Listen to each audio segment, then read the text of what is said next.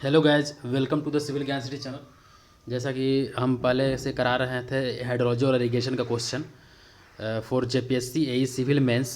तो important question है और प्रीवियस ईयर में क्वेश्चन आया हुआ क्वेश्चन है और स्टैटिक का प्रीवियस ईयर में आया ही हुआ है क्वेश्चन करा रहे हैं। और पिछला वीडियो में हम थियोरेटिकल क्वेश्चन कुछ करा दिए थे, तो इस वीडियो से आपको सिर्फ न्यूमेरिकल मिलेगा। अगर आपको और थ्योरेटिकल चाहिए होगा तो आप कमेंट में बोल सकते हैं। वैसे हम सिर्फ अभी न्यूमेरिकल करा रहे हैं क्योंकि कुछ स्टूडेंट बोल रहे हैं सिर्फ न्यूमेरिकल कराने के लिए, तो सिर्फ न्यूमेरिकल ही करा रहे हैं अभी। देखिए, ये क्वेश्चन आया हुआ है बीपीएससी 2012 में 8 मार्क्स से क्वेश्चन है और हाइड्रोलॉजी से क्वेश्चन है। सिर्फ अगर आप ये सिर्फ क्वेश्चन करते हो ना, इस क्वेश्चन से ही आपका कॉन्सेप्ट बिल्डअप होगा और ये क्वेश्चन डायरेक्ट क्वेश्चन एग्जाम में आने का चांसेस है। तो आप पूरा वीडियो देखिए और वीडियो को पहले जितना हो सके प्लीज़ शेयर करिए अपने जेपीएससी एई के जो भी स्टूडेंट्स हैं सबके बीच में शेयर कीजिए, ठीक है। तो आइए स्टार्ट करेंगे क्वेश्चन से। Derive a 2 hour unit hydrograph by S curve method for the catchment having ordinates of 1 hour unit hydrograph of a basin at 1 hour interval 5, 8, 5, 3 and 1 metre cube per second, ठीक है। 2012 में क्वेश्चन पूछा हुआ, 8 marks का question है। Question क्या बोला है कि 2 आवर यूनिट हाइड्रोग्राफ को डिराइव करना है एस कर्व मेथड से। हाइड्रोलॉजी में आपने पढ़ा होगा S curve method. 2 hour unit hydrograph को डिराइव करना है और दिया कितना है, 1 आवर यूनिट हाइड्रोग्राफ का डाटा दिया हुआ है और 2 आवर यूनिट हाइड्रोग्राफ का डाटा आपको फाइंड करना है, ठीक। तो यहाँ पे देखिए कुछ ने टी इक्वल्स टू 2 आवर लिखे हुए हैं। 2 आवर यूनिट का फाइंड करना है और डी इक्वल्स टू 1 आवर दिया हुआ है, मतलब 1 आवर से 2 आवर तक फाइंड करना है, इस कर्व मेथड से फाइंड करना है। तो आइए हम सबसे पहले क्या करेंगे, सबसे पहले टेबल बनाएंगे। जो भी डाटा यहाँ पे दिया हुआ है 5, 8, 5, 3 and 1 metre cube per second, एक एक घंटा के इंटरवल पे उसको हम क्या लिख दिए, टेबल में लिख दिए 0, 1, 2, 3, 4, 5, 6, 7, 8। ये टाइम लिख दिए यहाँ पे एक एक घंटा के इंटरवल पे। और इसके बाद जो दिया हुआ था 1 hour unit hydrograph data, 0 time पे 0 दिया हुआ है, 5, 8, 5, 3, 1, 0 ये चीज़ दिया हुआ डाटा, तो ये यहाँ पे डाटा लिख दिए, ठीक है। इसके बाद हम क्या करेंगे, अब आपको इस कर्व से ऑर्डिनेट निकालने के लिए हमको क्या निकालना है, 1 आवर यूनिट हाइड्रोग्राफ दिया हुआ है, अब हमको 2 आवर यूनिट हाइड्रोग्राफ का कोऑर्डिनेट निकालना है, ऑर्डिनेट निकालना है, ठीक है। 1 आवर यूनिट हाइड्रोग्राफ दिया हुआ है और 2 आवर का ऑर्डिनेट निकालना है। सिर्फ क्वेश्चन में यही बोल रहा है और ये ही इस कर्व मेथड कैसे होता है अभी हम देखेंगे यहाँ पे, ठीक है। तो इस पहले हम लोग इस कर्व का मतलब 2 आवर यूनिट हाइड्रोग्राफ का ऑर्डिनेट निकालने के लिए एस ए और एस बी निकालेंगे। इसके बाद एस ए और एस बी निकालने के बाद S A minus S B divided by T by D करेंगे, तो हमको जो रिक्वायर्ड डाटा है वो मिल जाएगा। मतलब 2 आवर यूनिट हाइड्रोग्राफ का हमको ऑर्डिनेट मिल जाएगा यहाँ पे। एस कर्व मेथड का यही फंडा है। आपको अगर 1 से 5 आवर का भी निकालना होगा या फिर 2 से 3 का निकालना होगा, 3 से 2 का निकालना होगा, कितना का भी निकालना होगा, तो सिर्फ आप यही कंसेप्ट निकालना होगा से करना होगा कि एस ए निकालिएगा, मतलब ऑर्डिनेट एस ए का ऑर्डिनेट और एस बी का ordinate divided by T by D. T तो आपको पता होगा, जो भी डाटा निकालना है, जैसे 2 आवर का निकालना है तो वो टी होगा और जो दिया हुआ है वो डी होगा। तो सबसे पहले हम क्या करेंगे, एस ए कर्व ऑर्डिनेट क्या लिख दिए हम, देखिए एस ए कर्व का ऑर्डिनेट निकालने के हम क्या करेंगे, कम्युलेटिव डाटा लिखते हैं। जैसे यहाँ पे 0 लिख दिए, इसके बाद क्या करेंगे 0 + 5 5 लिख दिए, फिर 5 + 8 13 लिख दिए, फिर 13 + 5 18 लिख दिए, फिर 18 + 3 21 लिख दिए, फिर 21 + 1 22 लिख दिए, फिर 22 + 0 22 लिख दिए। फिर यहाँ पे कुछ नहीं है तो यहाँ पे 22, यहाँ पे 22, यहाँ पे 22 आएगा।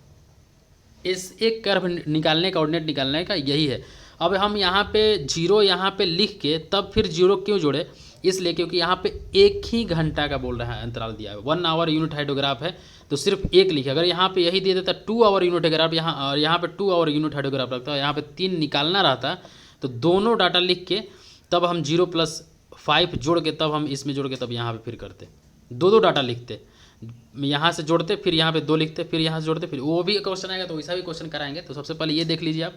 तो हम क्या किए, सबसे पहले 0 यहाँ पे लिखे, 0 + 5 5 हो गया, फिर 5 + 8 13 हो गया, 13 + 5 18 हो गया, 18 + 3 21 होगा, 21 + 1 22 होगा और 22 + 0 22 हो गया। तो ये एस ए ऑर्डिनेट निकल गया, ठीक है। अब एस बी निकालने के लिए, एस बी कोऑर्डिनेट निकालने के लिए S curve lagged by 2 hour, 2 hour का निकालना है, इसलिए लैग्ड बाई 2 आवर लिख दिए, 2 आवर से लैग कर गया तो यहाँ पे क्या किए कि दो छोड़ दिए, दो कोऑर्डिनेट छोड़ के यहाँ पे 0 और 5 13, फिर जैसे ये वाला डाटा था वो यहाँ पे लिख दिए। ये S curve method, S curve से अगर हमको ऑर्डिनेट निकालना है 1 आवर यूनिट हाइड्रोग्राफ दिया। यूनिट हाइड्रोग्राफ क्या होता है, मान लीजिए हाइड्रोग्राफ मतलब क्या, डिस्चार्ज वर्सेस टाइम का हम लोग प्लॉट किए हैं यहाँ पे, तो वही चीज़ होता है एक प्लॉट में अगर हम लोग कर देते हैं, और वो सबके लिए होता है। 1 आवर यूनिट हाइड्रोग्राफ के लिए आप अलग ग्राफ बनाइएगा, 2 आवर के लिए अलग बनाइएगा, तो उस तरह से होता है, मतलब 2-2 घंटा पे आप उसको ऑब्जर्व किए हैं। तो उसी तरह यहाँ पे हमको 2 आवर का निकालना था, तो अब हम क्या किए कि 2 को छोड़ के, मतलब 2 आवर का यहाँ पे लैग्ड बाई 2 आवर दिया हुआ है, तो 2 छोड़ के हम पूरा डाटा क्या लिख दिए, उतार दिए यहाँ पे। अब क्या करेंगे, S A minus S B करेंगे। अब यहाँ पे आपको दिख रहा होगा एस ए का वैल्यू 0 माइनस कुछ नहीं है तो 0 हो जाएगा, 5 माइनस कुछ नहीं तो 5 हो जाएगा, 13 minus 0 13, 18 minus 5 13, 21 minus 13 8, 22 minus 18 4, 22 minus 21 1। इसके बाद क्या हो जाएगा, इसके बाद कुछ नहीं, 0 0 नेगेटिव में आएगा तो इसको छोड़ देंगे, यहीं तक रहने देंगे, ठीक है। इसके बाद S A minus S B divided by T by D, तो S A minus S B कितना आया है 0, 0 divided by T by D, T कितना था 2 डिवाइडेड बाई डी 1, तो 0 बाई 2 0 हो जाएगा। फिर इसी तरह 5 S A minus S B 5 आया तो 5 डिवाइडेड बाई 2 2.5 आ गया, फिर 13 डिवाइडेड बाई 2 6.5। तो इसी तरह हम लोग S A minus S B T by D का पूरा डाटा निकाल दिया यहाँ पे, ठीक है।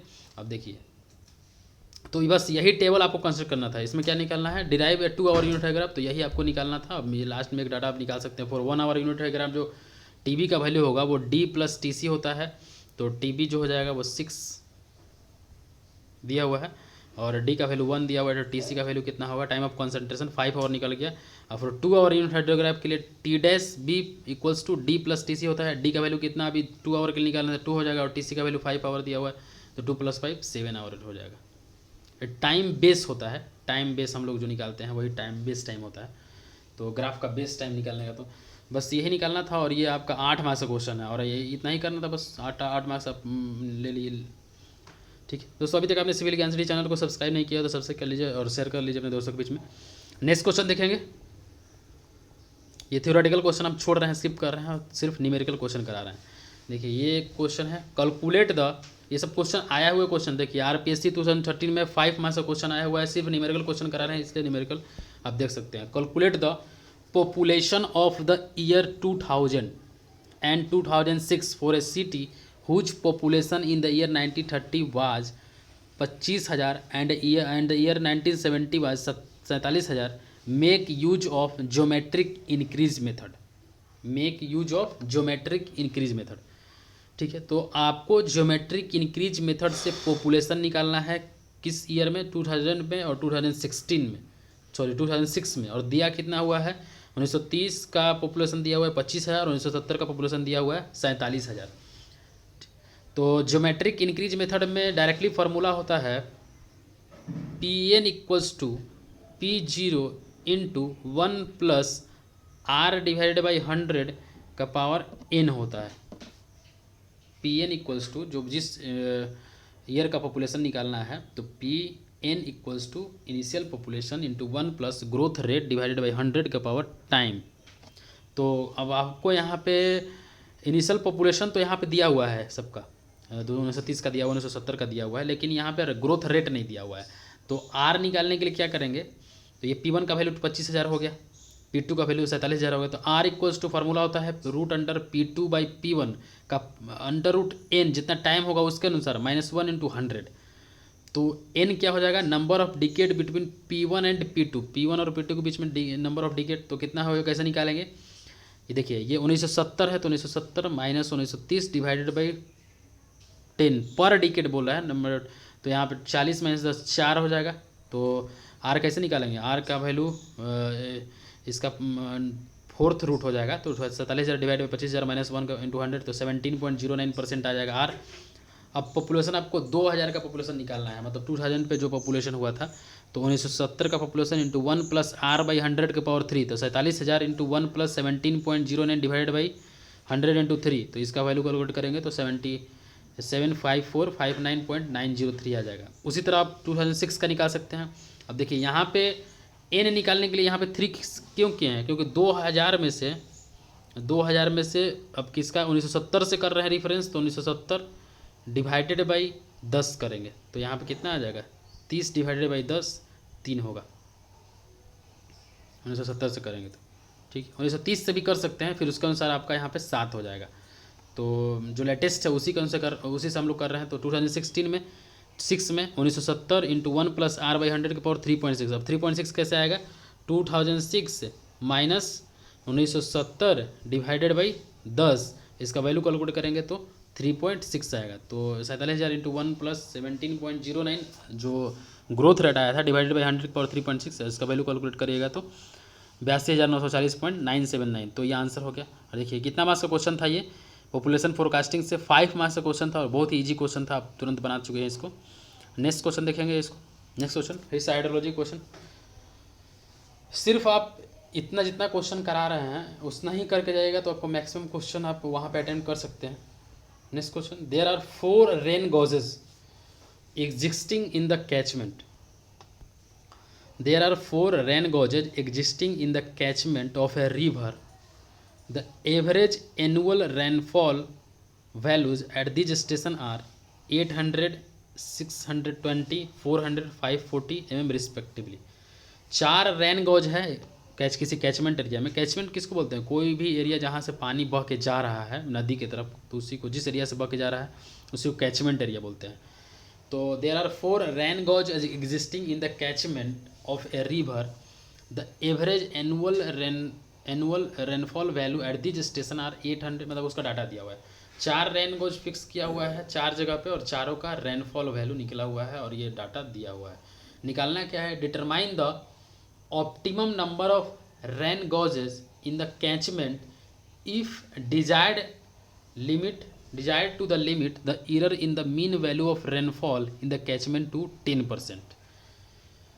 ठीक है, इरर दिया हुआ है और optimum number of rain gauges निकालना है आपको। और दूसरा नंबर में क्या निकालना, how many gauges will be then be required to be installed, कितना गॉजेज और रिक्वायर्ड होगा। तो सबसे पहले हम optimum number of rain gauges, इसका फॉर्मूला होता है, हाइड्रोलॉजी पढ़िएगा तो एन, जो optimum number of rain gauges निकालने के लिए N equals to C V divided by error इसका होल स्क्वायर, ये फार्मूला आता है। अब सी वी क्या होता है, कोफिशिएंट ऑफ वेरिएशन, जो सी वी होता है वो 100 into sigma divided by P, ये फार्मूला होता है। जिससे डायरेक्टली फार्मूला पे क्वेश्चन है, उसमें इसमें कुछ वैसा ज़्यादा कुछ नहीं है। देखिए कोई डाटा दिया हुआ है, एग्जिस्टिंग रेन गॉज स्टेशन 4 दिया हुआ है, जिस तरह से हम लिखे हुए हैं इस पैटर्न में, उसी पैटर्न में आपको एग्जाम में भी लिखना होगा, मेंस एग्जाम में।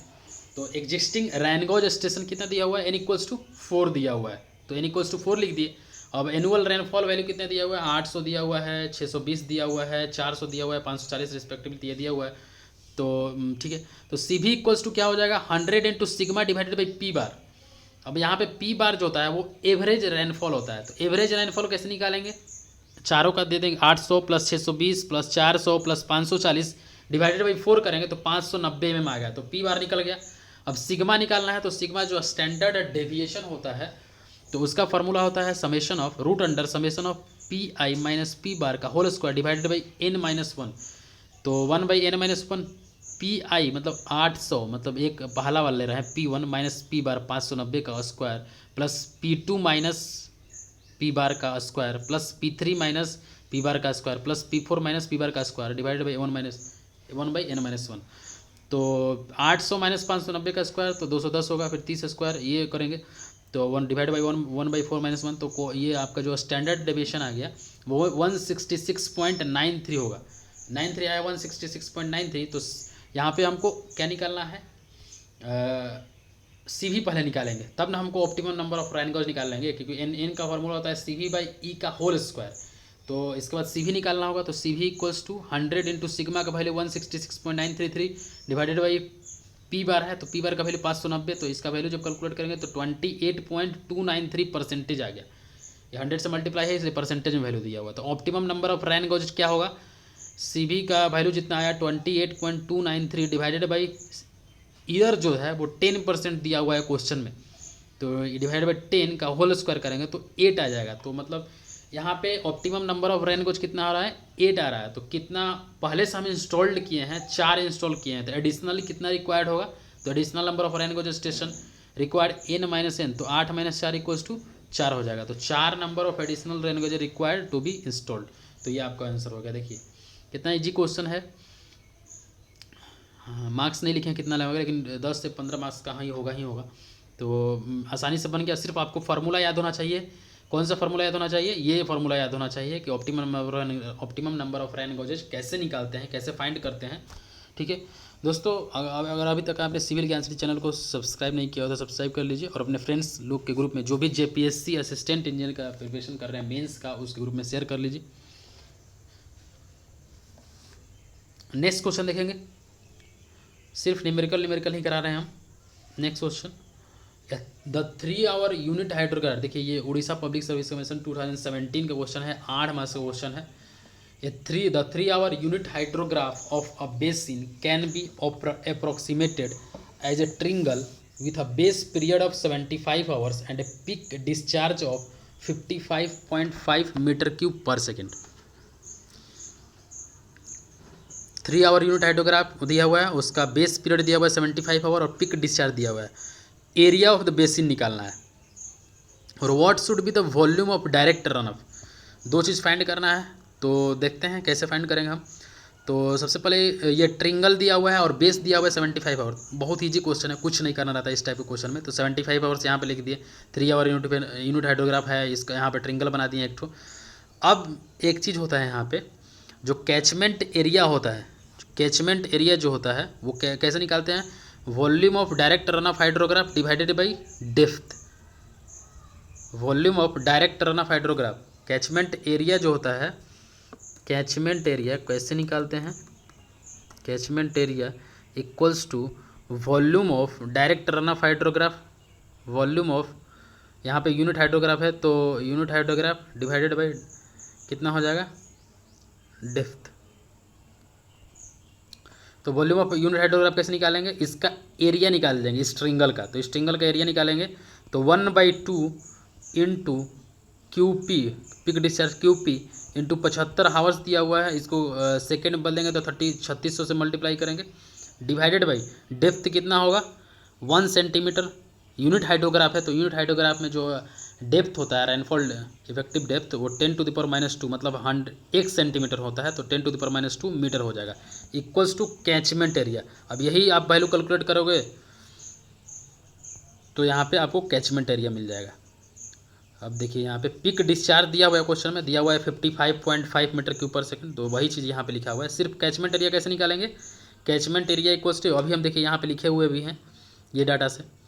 वॉल्यूम देखिए, ये जो इसका जो एरिया होता है ना, उसी को वॉल्यूम बोलते हैं। ये बस यही मेन थीम याद रखना है कि volume of direct run off hydrograph, volume of direct run off hydrograph equals to इसका वैल्यू कैचमेंट वॉल्यूम होता है। तो इसीलिए यहाँ पे कैचमेंट एरिया निकल गया। सिर्फ आप कैचमेंट एरिया कहीं भी निकालना होगा ना तो इसका एरिया करिएगा, volume of direct run off hydrograph divided by depth of rainfall, depth of effective rainfall. तो यूनिट हाइड्रोग्राफ के केस में 10⁻² होगा, क्योंकि 1 सेंटीमीटर होता है। तो वही चीज़ के लिए यहाँ पे एरिया निकल गया, किलोमीटर स्क्वायर में एरिया आपका निकलेगा। अब volume of direct run off hydrograph कैसे निकालेंगे? अब एरिया इंटू इफेक्टिव रेनफॉल करेंगे तो एरिया जितना आया और इंटू 10⁻², तो वही चीज़ बोलेंगे, सिर्फ इसको भी मल्टीप्लाई करिएगा ना यहाँ पे, तो यही चीज़ आएगा यहाँ पे 749.25 इंटू 10⁻3। तो volume of direct run off hydrograph equals to area, catchment area into effective rainfall. तो बस यही कॉन्सेप्ट आपको याद रखना है, बस यही एक चीज़ याद रखना है, आप क्वेश्चन इसको सॉल्व कर सकते हैं। देखिए यहाँ पे हो गया ये क्वेश्चन। आप 8 मार्क्स का क्वेश्चन कितना आसानी से आप तुरंत कर दिए। नेक्स्ट क्वेश्चन देखेंगे इसी में। From the analysis of A 30-year flood data at a section of a river, it was yielded that mean flood discharge and its standard deviation are 1200 metre cube per second and 650 metre cube per second respectively. Estimate the design flood discharge for a bridge across that section of a river by Gumbel's extreme value method with 10% risk in its expected life of 50 years. Take reduced mean yn and reduced standard deviation sn in Gumbel's extreme value distribution as a 0.53622 and 1.1123 respectively for a number of years flood data n equals to 30 years. देखने में जितना ही question ये लंबा है करने में तुरंत हो जाएगा, इसमें कुछ वैसा नहीं है। सिर्फ एक जो गिवन डाटा दिया हुआ है वो लिख देना है। n=30 ईयर्स दिया हुआ है, लिख दिए। क्यों मीन डिस्चार्ज 1200 मीटर क्यूब पर सेकंड दिया हुआ है, लिख दिया। स्टैंडर्ड डेविएशन दिया हुआ है 650 मीटर क्यूब पर सेकंड, वो भी लिख दिया। रिस्क दिया हुआ है 10%, वो भी लिख दिए।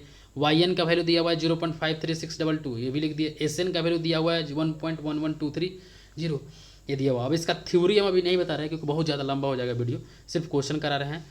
तो आप इसका जो थ्योरी है वो फ्लड राउटिंग में, जो फ्लड राउटिंग एक चैप्टर है उसमें पढ़ सकते हैं।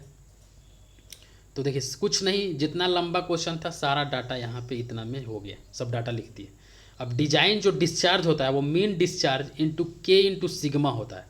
बस डिजाइन डिस्चार्ज निकालना है तो Q mean discharge plus K into sigma. K का जो वैल्यू होता है वो Y T minus Y N divided by S N होता है, के जो कॉन्स्टेंट होता है। तो और risk equals to 1 minus 1/t का पावर n होता है। तो रिस्क दिया हुआ 0.1, यहाँ से टाइम पीरियड निकल गया 475.06 ईयर्स निकल गया।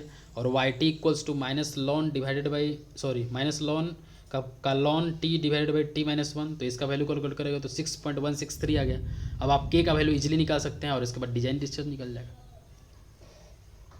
ठीक है, कुछ नहीं करना है, बस इस टाइप के क्वेश्चन में आपको इसको याद रखना है कि ऐसे ही किया जाता है फ्लड राउटिंग में। अब इतना ज़्यादा समझिएगा तो फ्लड राउटिंग बहुत बड़ा चैप्टर है, आप पूरा समझते रह जाएगा।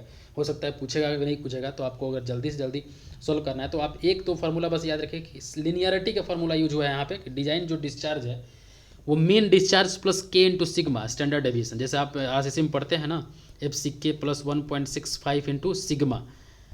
जो आप अगर टारगेट मीन स्ट्रेंथ निकालते हैं तो FCK प्लस 1.65 इंटू सिग्मा पढ़ते हैं, तो उसी तरह डिजाइन डिस्चार्ज निकालते हैं तो mean plus K into sigma. अब के का भी निकालने का, वहाँ पे क्या था कि के का वैल्यू 1.65 होता था और यहाँ पे निकालने के लिए दिया हुआ है, और ये एक्सपेरिमेंटल वैल्यू है, ये चीज़ समझना बहुत थोड़ा सा मुश्किल है। इसलिए सिर्फ आप इसको याद रखिए कि K equals to Y T minus Y N divided by S N होता है। तो और ये फार्मूला डायरेक्टली आप याद रखिएगा तो सब बन जाएगा। ठीक है, नेक्स्ट क्वेश्चन देखेंगे।